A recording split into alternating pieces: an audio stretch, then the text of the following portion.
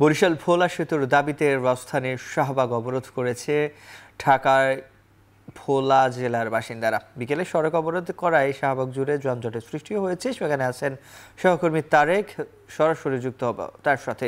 তারেক, দাবির বিষয়ে বিক্ষোভকারীরা কি বলছেন জানাবেন। সিফাত, আপনাকে ধন্যবাদ। ইতিমধ্যে আপনারা জানতে পেরেছেন যে তারা বিকেল থেকে এখানে বিক্ষোভ করছিল, কিন্তু এখন বিকেল গড়িয়ে সন্ধ্যা, এবং একই সাথে আমরা দেখতে পাচ্ছি যে ভোলা বরিশাল সেতুর দাবিতে যারা আসলে বিক্ষোভ করছিলেন তারা এই মুহূর্তে ওই মোড় থেকে সরে এসে কিন্তু জাদুঘরের সামনে অবস্থান নিয়েছে। এবং যে বিষয়টি আপনি জিজ্ঞেস করলেন আসলে তাদের দাবিটা কি, এই দাবির আগে আমি একটু ছোট করে এর পটভূমিটা বলে রাখি যে ভোলা বরিশাল সেতুর এই কথাটি কিন্তু একটি পরিকল্পনাধীন একটি সেতু দাবি কিন্তু তারা করছেন।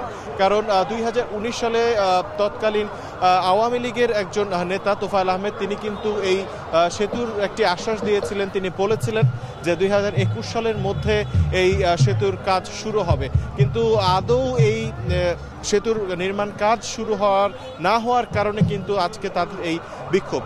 আপনাদেরকে আরেকটি বিষয় একটু উল্লেখ করি যে গেল একদিন আগেও কিন্তু ভোলা বরিশাল সেতুর দাবিতে কিন্তু ভোলাতেও তারা মানববন্ধন করেছে, এবং তারই প্রেক্ষিতে কিন্তু আজকে আপনারা দেখতে পাচ্ছেন যে ঢাকার এই প্রাণকেন্দ্র যেটা বলা যেতে পারে শাহবাগের পাশে যে জাদুঘর রয়েছে, এই জাতীয় জাদুঘরের সামনে কিন্তু তারা এই মুহূর্তে অবস্থান করছে।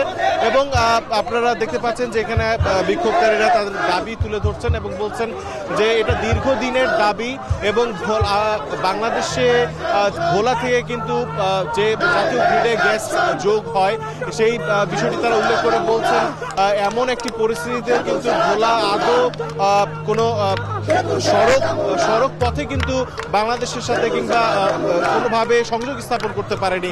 এই সেতুটির মাধ্যমেই কিন্তু একটি স্থলপথে এই যোগাযোগ সংযোগটি হওয়ার কথা ছিল, কিন্তু আদৌ তার কোনো বাস্তব রূপ তারা দেখতে পারেনি বলেই কিন্তু আজকে তাদের এই বিক্ষোভ, এই বিষয়টি তারা উল্লেখ করছে।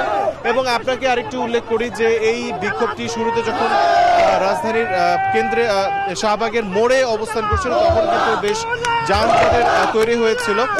আজ শুক্রবার ছুটির দিন হওয়া সত্ত্বেও কিন্তু আমরা দেখেছি যে টিএসসি পর্যন্ত সেই যানজট আমরা লক্ষ্য করেছি, এবং এখানে বেশ আমরা দেখতে পাচ্ছি জমায়েত হয়েছে মানুষের। তারা তাদের বক্তব্যগুলো তুলে ধরার চেষ্টা করছেন। তারা বলছেন যে এই একমাত্র সেতু কিন্তু তাদের এই সেতুটি হলে কিন্তু বাংলাদেশের অন্যতম বড় একটি সেতু কিন্তু হওয়ার কথা। তো তারই প্রেক্ষিতে তারা বলছেন যত তাড়াতাড়ি সম্ভব এই সেতুর কাজ যাতে দৃশ্যমান হয় এই বিষয়টির দাবি তারা জোর দাবি জানাচ্ছেন। এই ছিল আমার কাছে সবশেষ।